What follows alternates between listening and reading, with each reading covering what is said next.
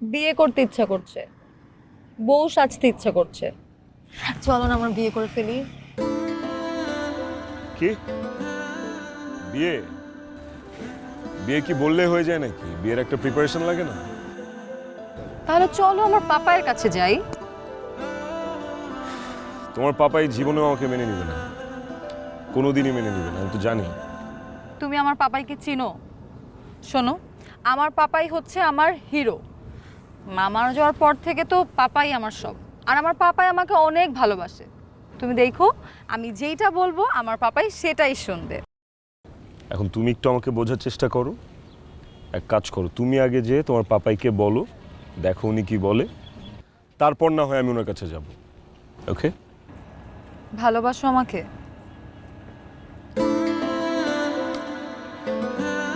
পাহাড় সমান।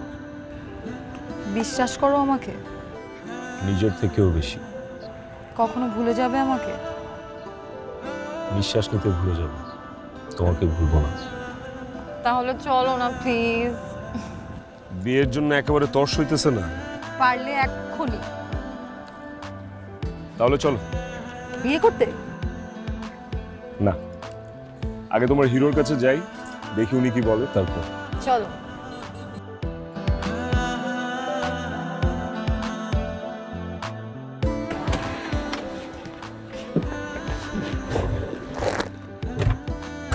আরে এটা আবার তুই কি বলছিস? তোর ছেলে রাকিব আর আমার মেয়ে জেসিকার বিয়ে আগামী 1 মাসের মধ্যে হবে, এটা কনফার্ম।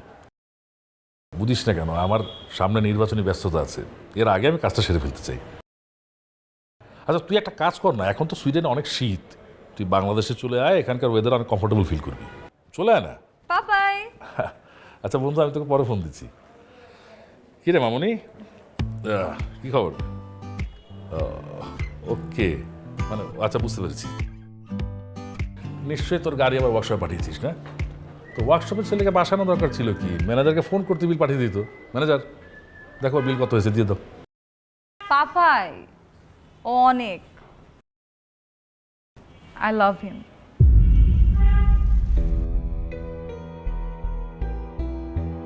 ও বসো প্লিজ প্লিজ, বসো।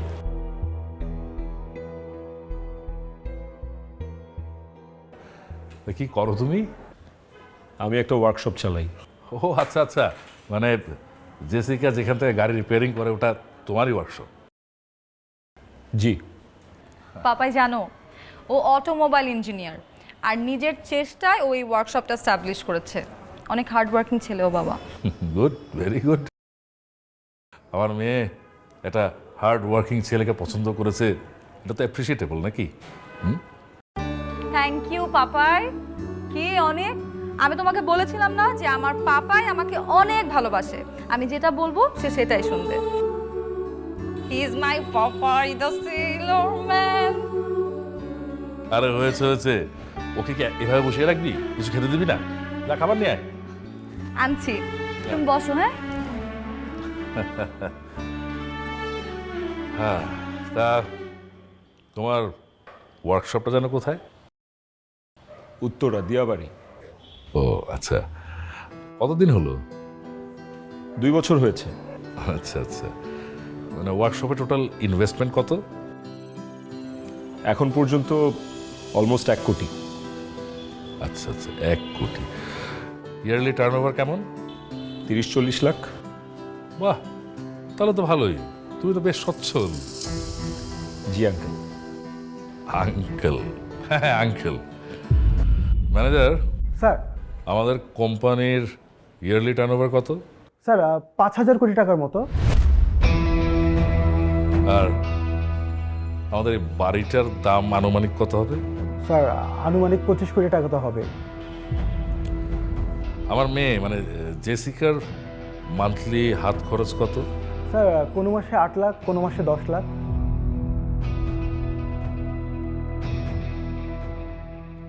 আরে তাহলে তো প্রবলেম হয়ে গেল আমার, মানে আমার মেয়ের এত টাকা হাত খরচে ছেলে এফোর্ড করবে কিভাবে? আর আমার মেয়ে তো অভাব একদম সহ্য করতে পারে না, অভাব বেশি কষ্ট পায়, আর কষ্ট পেলে সংসারে অশান্তি, অশান্তি হলে সে আবার দুদিন পর আমার বাড়িতে চলে আসবে, আমার মেয়ে কষ্ট পাবে।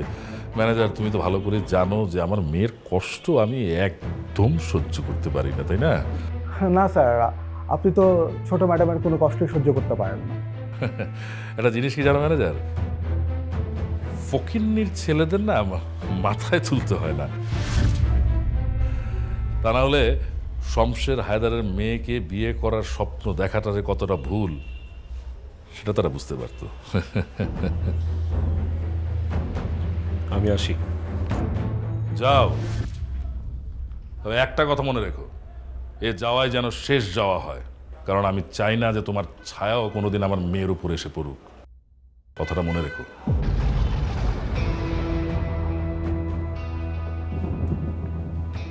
থলের বিড়াল আসলে এভাবেই বের হয়। এই বাংলা সিনেমা মার্কা চেহারা আর ডায়লগগুলো শোনার জন্য খুব অপেক্ষা করছিলাম।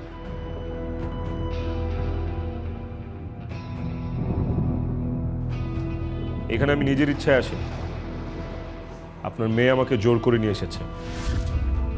আমি তো আপনাকে আগেই চিনে ফেলেছিলাম, চিনতে পারিনি আপনার মেয়ে। আপনার মেয়ের কাছে তো আপনি অনেক বড় hero, Popeye the sailor man. Sad but true, আপনি একজন টোটাল 0%। এই ব্যর্থতাও আপনার। আপনি যাকে ফকিন্নির ছেলে বলছেন, আপনার মেয়ে তার জন্য পাগল। আপনার মেয়ে তাকে ভালোবাসে, অন্ধের মতো ভালোবাসে। আপনি শুধু জেসিকার বাবা দেখে আপনাকে সম্মান দিয়ে কথা বলছি, না হয় এতটা ভদ্রও আমি না। আপনি যদি ভেবে থাকেন আপনাকে ভয় পেয়ে, আপনার কাছ থেকে থ্রেটগুলো পেয়ে আমি জেসিকার জীবন থেকে সরে দাঁড়াবো, তাহলে ভুল করছেন। একমাত্র খোদা না চাইলে জেসিকার লাইফ থেকে আমাকে কেউ সরাতে পারবে না। আসি।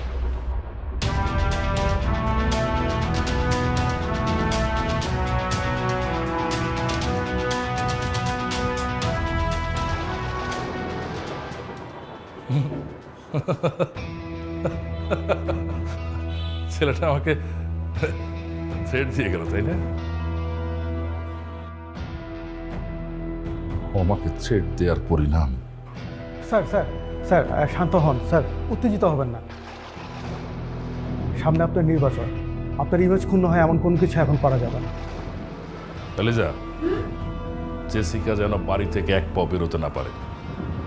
ওর সমস্ত মোবাইল তুমি সিজ করো, আর আগামীকালকের মধ্যে ওর বিয়ের আয়োজন শুরু করো।